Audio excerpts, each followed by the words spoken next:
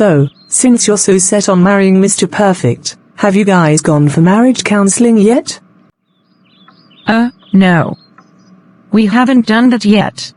Wait, what? You were planning to marry him in a few weeks, and you haven't even talked to someone about what marriage is really about? I mean, seriously, Deb. You need to talk to someone. You can't just rely on what you feel. Marriage counseling isn't just a suggestion. It helps you see things that you might be missing out on. I know. It's just, Daniel thinks it's unnecessary. He said we don't need it. Oh, he thinks it's unnecessary, huh? Because he knows everything, right? Like how to be a husband, how to deal with disagreements, and how to navigate the ups and downs that come with marriage? Ruth, come on. Not every guy is trying to manipulate things. Maybe Daniel just feels confident about them. But, Deb, you don't sound confident. You sound like you're just going along with whatever he says. Deb, let's be real.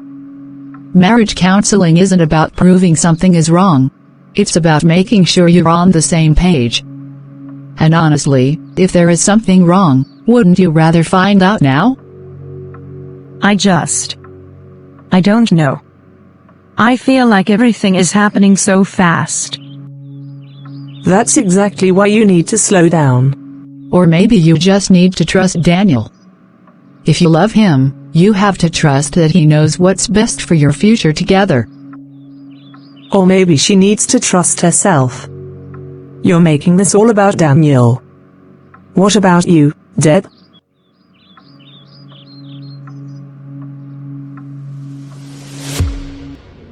Miss Winters, do you take this man, Daniel Carter, to be your lawfully wedded husband?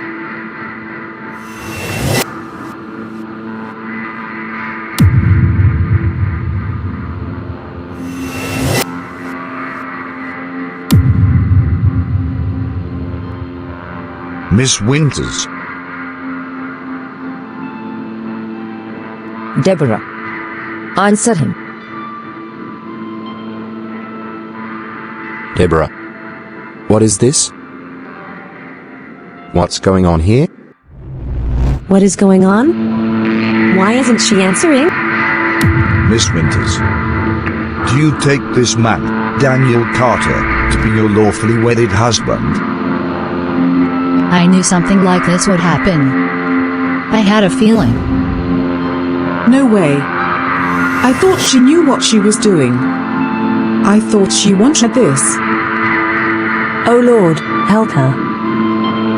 Miss Winters, do you take this man, Daniel Carter, to be your lawfully wedded husband?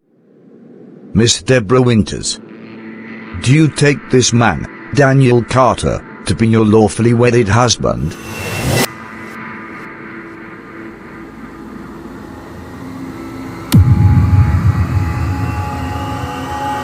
Deborah, say I don't. No. Darling. What did you just say? I said no, Daniel. Deborah, you're just overwhelmed. I know planning the wedding was stressful. This is not stress, Daniel. It's clarity. I don't love you. I can't go through with this. You're embarrassing me. You embarrassed me every time you belittled me, every time you made me feel worthless without you. Deborah, what has gotten into you?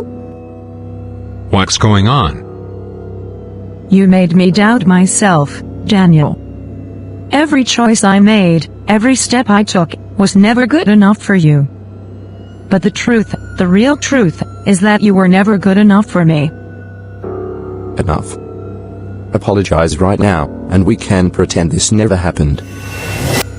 I would rather walk away with my dignity intact than spend another moment as your prisoner. I am done. You think you can humiliate me and just walk away? Watch me. Daniel.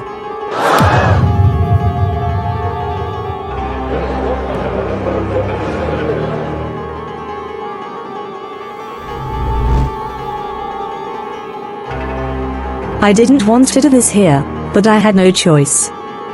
Our daughter, Zara. She's in critical condition. And she needs you.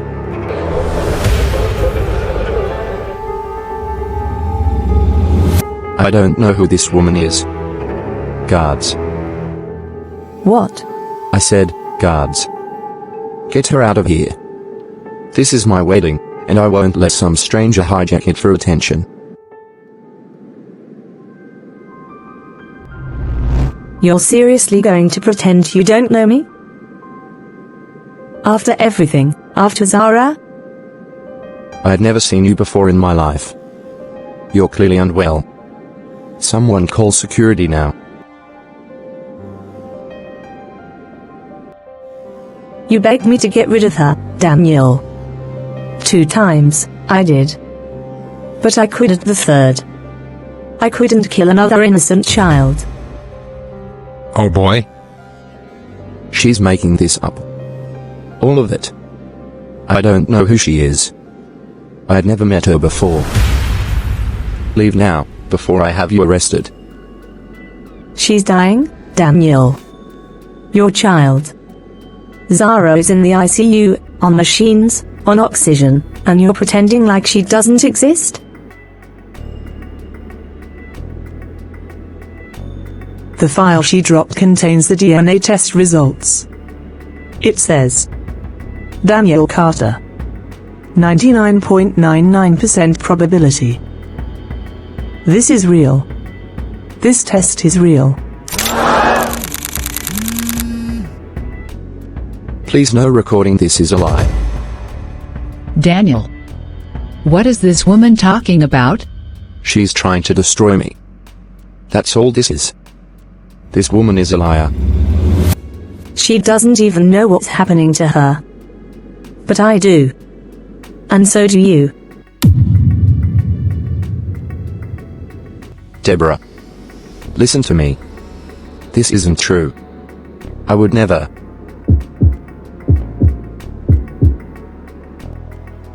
Deborah. My child? Somebody please call 911. What is going on? The bride just collapsed.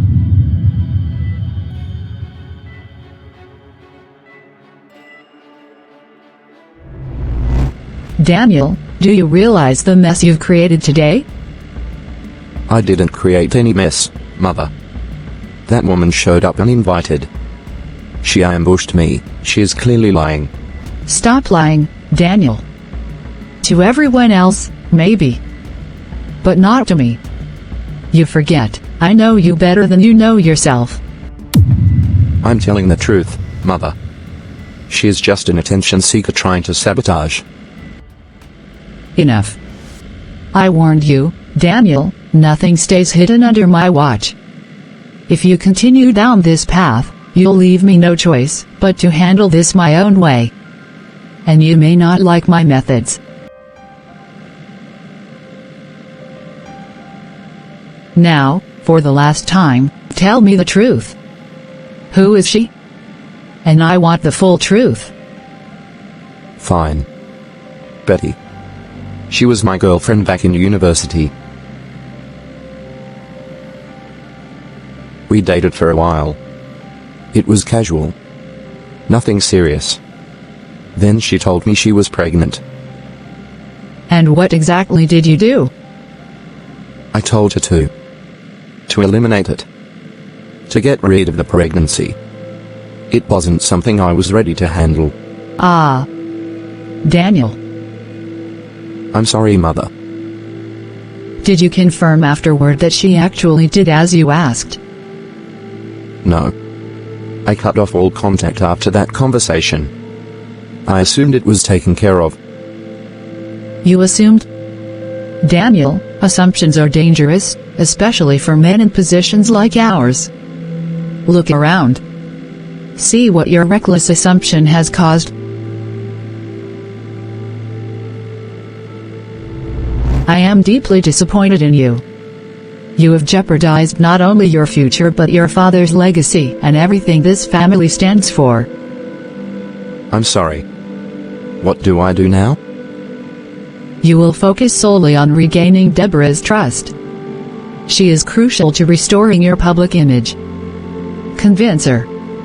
Apologize. Be remorseful. Do whatever it takes. And Betty?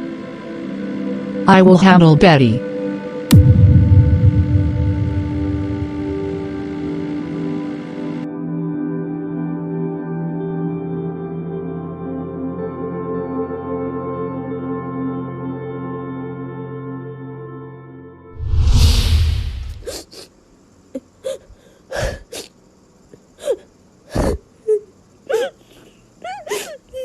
I don't know what else to do, Reda. I swallowed my pride, faced him. And for what? He denied me, just like he always has. Now I'm right back where I started. I never wanted his help. Not after everything he's put me through. But seeing Zara lying there, helpless, struggling for every breath, I didn't have a choice. I had to try. And even now, when she needs him most, he can still look me in the eyes and deny us both. But Betty, how did you even manage to get into the wedding venue in the first place? Please, I need to speak to Daniel. Madam, this is a private event. You need an invitation to enter. Please, I don't have time for this. I need to speak to Daniel Carter. It's urgent. Life or death. Everyone says that. I'm sorry, no invite, no entry. I'm not here to cause trouble. I'm here because his daughter, his child, is in the hospital fighting for her life. I need him to know that. His child? Do you know what day it is? He's about to get married. I know. That's why I need to stop this before it's too late. Please, I'm begging you. Just 1 minute. 1 minute and I'll be gone. This is highly inappropriate. You can't just barge into a wedding with hospital drama. This is not the time or place. You think I want to do this? You think I want to walk in there like this, dress like this, humiliate myself in front of all those people? I don't. But my daughter, his daughter, is dying. And I have no one else to turn to.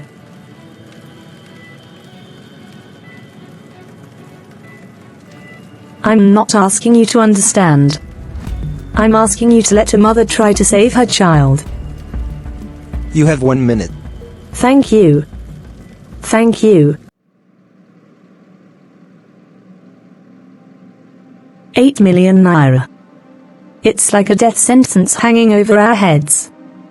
Every door I knock on slams shut. Every call ends the same, empty promises or excuses. I thought today might be different, but he's still the same cold-hearted man. My baby is dying, Rida, and there's nothing I can do. Betty, you've done everything possible. No one could ask more from a mother. We'll keep searching. We'll keep trying. You're not alone in this fight. Zara knows you're fighting for her. I'm tired, Reda. I'm just so tired. How much more can I take? Excuse me, Miss Betty. First Lady Aide would like to speak with you immediately. Me? Right now? Yes. Please come with me.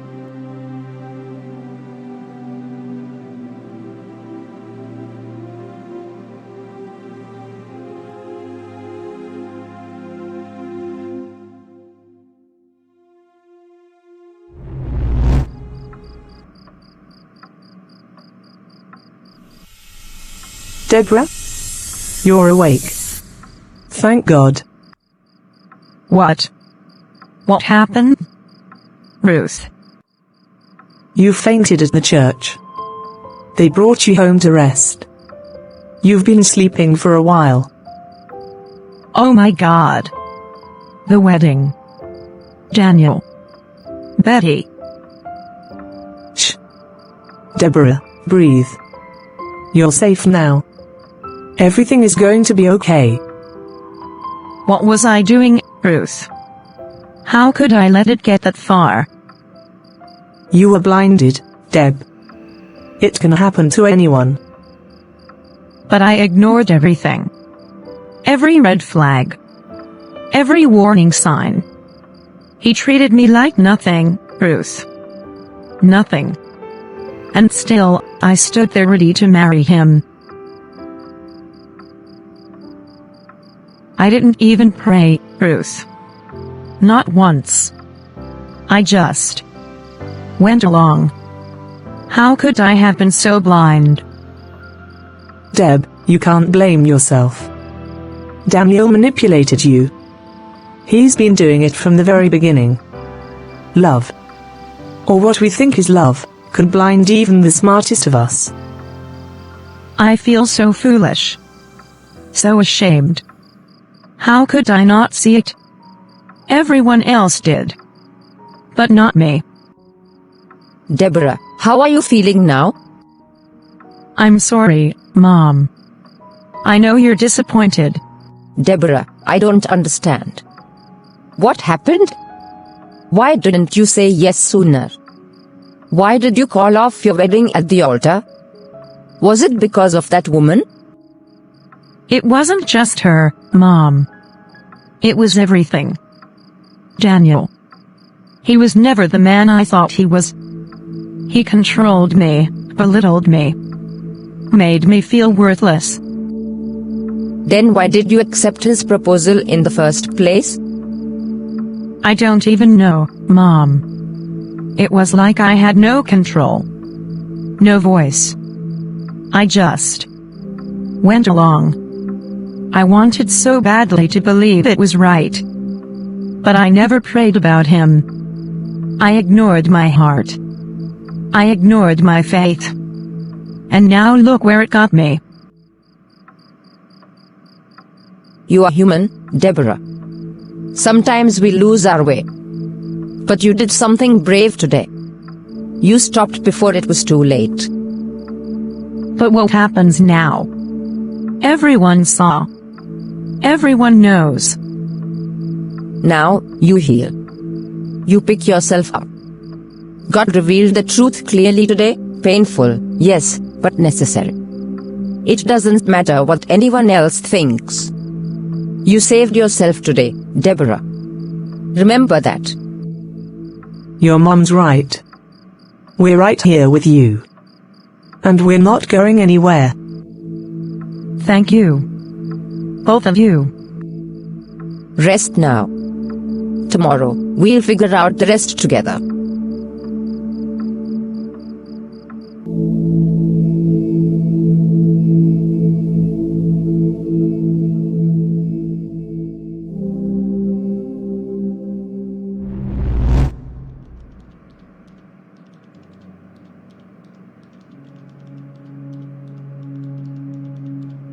Sit down, Betty. You wanted to see me? You created quite a scene today. The damage you've done to my family's name is considerable. Mrs. Carter, I didn't come to humiliate anyone. I came because my daughter, your granddaughter, is dying, and Daniel is her only hope. Listen very carefully, Betty. You will never refer to that child as my granddaughter again. Do you understand? But she is your granddaughter. No. She's your daughter. Your problem. And right now, you have become my problem. Mrs. Carter, I'm begging you. Zara doesn't deserve this. She's innocent. I tried every other way before coming to Daniel. I have no intention of prolonging this conversation, Betty. You're here because I have an offer for you. You have exactly two choices.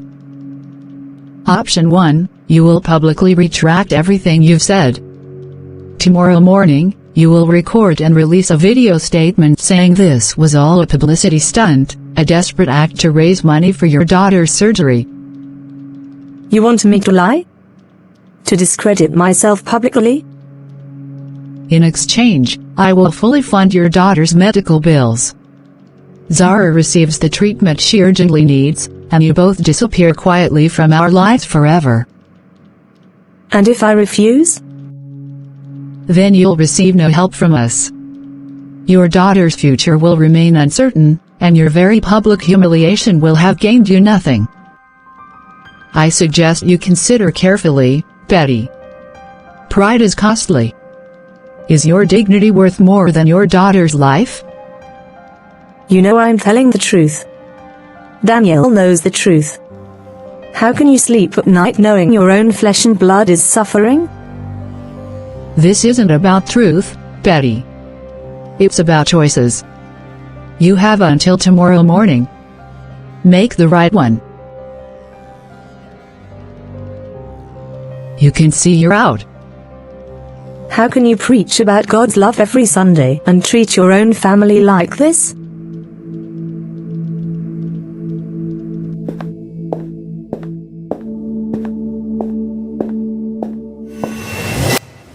Betty. What happened? What did she say? She gave me an ultimatum, Reda. What kind of ultimatum? She said, if I want her to help save Zara, I must publicly deny everything. She wants me to tell everyone I made it all up. That it was just a stunt for money. She said what? Betty, you can't possibly do that. What else can I do, Reda? Zara is barely hanging on. Surgery is the only way to save her, and the cost. I can't afford it. This is my daughter's life. But she's asking you to lie, to publicly humiliate yourself again. After everything Daniel did. After the truth you bravely shared. Betty, how can you? I don't know, Reda. If I say no, Zara might not survive. But if I say yes, I betray everything, my dignity, my truth. What kind of mother am I if I choose my pride over my daughter's life? You're a good mother, Betty. A strong, brave mother. But this choice. It's cruel. What kind of woman demands something like this? A woman who cares more about image and power than her own flesh and blood. You know you don't have to face this alone. Maybe there's another way. Fundraising, charity appeals, something. Reda, we've tried. Every day I've tried. But now Zara doesn't have time. The surgery must happen immediately or I can't lose her. I can't. But what if you do what First Lady Aid wants and they betray you again? What if they still don't help Zara? What if she's just using your desperation to protect Daniel? Then I'd lose everything. My daughter, my dignity, my truth, everything. We won't let that happen. We'll figure something out. Promise me, Betty, that you won't rush into this. Sleep on it. Think clearly before making any decision.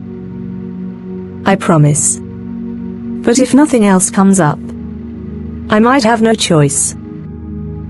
How did it come to this, Reda? How could the man I once loved become someone I don't even recognize? How could you let this happen? Sometimes we don't see people clearly until it's too late. But you've done nothing wrong, Betty. Never blame yourself for loving someone who didn't deserve it.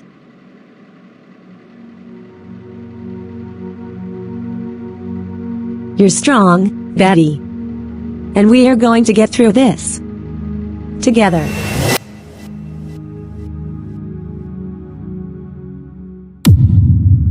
Brother Daniel, please sit down. You've been summoned here to clarify the troubling events of today. We need transparency and truth from you, Daniel. Elders, I understand your concern, but I assure you that what happened today was nothing more than a malicious attempt to ruin my reputation. You claim you have no relationship with this woman, Betty. Yet she presented documents, medical records, a DNA test, publicly implicating you. Are you suggesting these are fabricated? Yes, Elder. Anyone can create false documents. I don't know what her motives are, but she clearly seeks to harm me and, by extension, this church. And the child shown in the hospital video, Zara. You're telling us you've never seen her before? No, Elder Chuck Wu. I have never met the child. I have never seen her before today. This woman is attempting blackmail, pure and simple. Daniel, accusations of this nature are serious. The reputation of the church hangs in the balance. As the bishop's son and a future leader, you must understand that your integrity is crucial to our ministry. Elders, I understand. My life has been dedicated to this church's mission. Please, believe me, these accusations are false and malicious. I'm the victim here. Brother Daniel, if these accusations are false, what reason could this woman have to publicly embarrass you in such a manner? What could you gain? Perhaps financial gain or revenge. We have seen enemies of this church attack us before. This may simply be another tactic to tarnish our image and credibility. And Deborah Winters? Your fiancée, who fainted at the altar, did she know anything about this? No, Elder. Deborah was as shocked as I was. This entire situation has been painful and humiliating for her, too. Brother Daniel, let me be very clear, lies and truth may hide in darkness for a time, but eventually, the truth finds light. I ask you again, sincerely, as your spiritual father, are you certain there is nothing more you wish to reveal? Elder Makind, I respect and honor you deeply. I am telling the truth. I swear before God and this council, I do not know this woman or this child. Very well.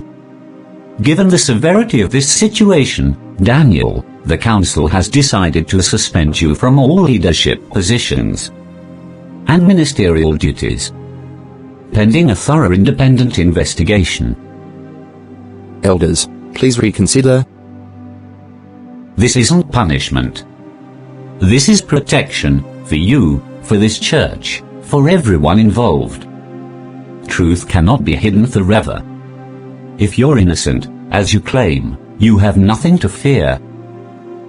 I understand. I'll cooperate fully. You may go now, Daniel. Use this time for prayer, reflection, and repentance if necessary.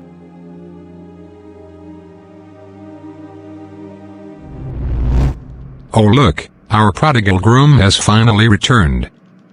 Or should we say, almost groom? Daniel, we heard today was quite eventful. Who knew you had such an impressive hidden talent for creating scandals? I'm not in the mood for your nonsense. Oh, forgive us, Brother Daniel. It must be exhausting, denying secret children and publicly humiliating our family.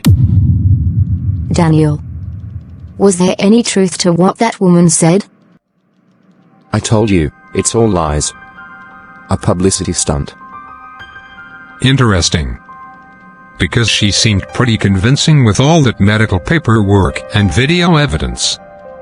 Must have cost her a fortune to fake all that. I don't need to explain myself to you, David. Mind your own business.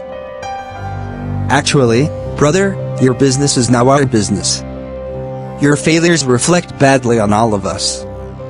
Father's reputation, the church, everything hangs in the balance, because you couldn't handle your mess quietly. Don't act morally superior, Jaden. You're hardly a saint yourself. True. But unlike you, I haven't publicly embarrassed our family yet. I keep my affairs private. It's almost poetic. The great Daniel Carter, so perfect, so self-righteous, and now look at you. Your fall from grace has been spectacular. Be careful, David. Don't push me. Or what? You'll threaten me, too. Intimidation seems to be your only remaining skill. Careful, David. You don't want to become another of Daniel's little problems to eliminate. Stop, all of you. This won't help anyone. Enjoy your little moment. Both of you. But remember, scandals come and go. I'm still first in line, and neither of you is ever going to change that.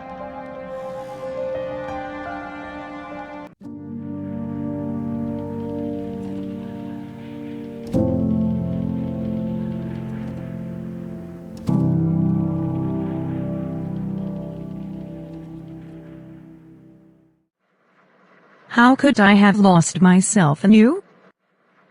Morning, Deb. How are you feeling today? Clearer. For the first time in months, Ruth. I feel like I can breathe again. I'm glad. You've been through so much, but you're stronger than you realize. I keep replaying everything, Ruth. Every red flag I ignored, every instinct I suppressed. How did I let it happen? We all do it sometimes, believe the illusion instead of the truth. But you saw through it eventually. That takes courage. I didn't just lose sight of myself, I lost sight of God. I never prayed, Ruth. I never sought clarity, I just assumed this was my path. And yet, here you are now, clear-headed, aware, awake. God showed you the truth when you needed it most. Maybe this painful awakening is the blessing you couldn't see coming. Thank you, Ruth. You've been my voice of reason. I don't know how I'd manage without you. You'll never have to find out. Starting today, I'm going to rebuild my life, piece by piece. Find myself again, reconnect with God, rediscover who I was meant to be. And I'll be right here with you, every step of the way.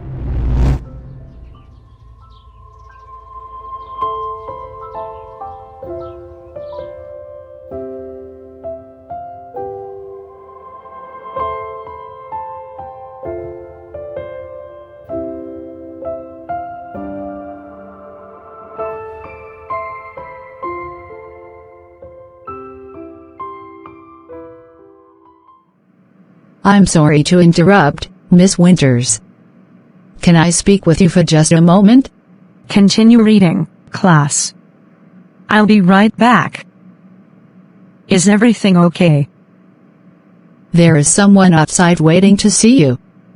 He said it's urgent. Who is it? It's Daniel Carter. All right. Tell him I'll be out in a minute. If you need anything. Thank you. I'll be fine.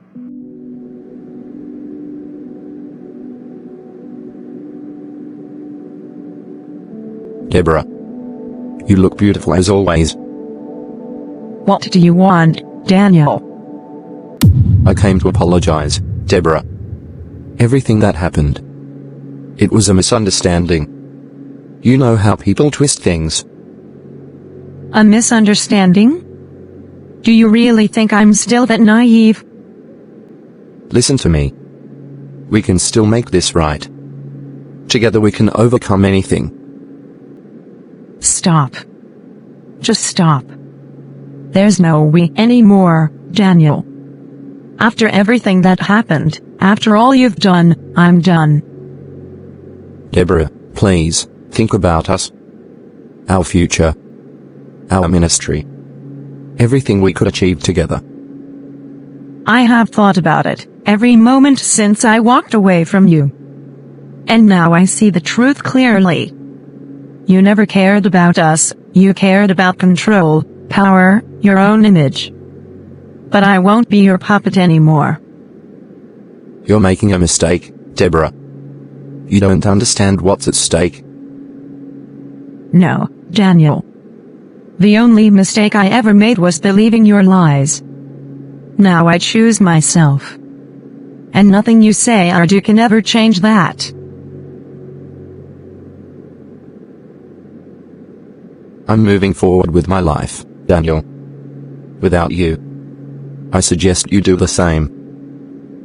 You'll regret this decision, Deborah. I promise you that. The only thing I regret is ever trusting you.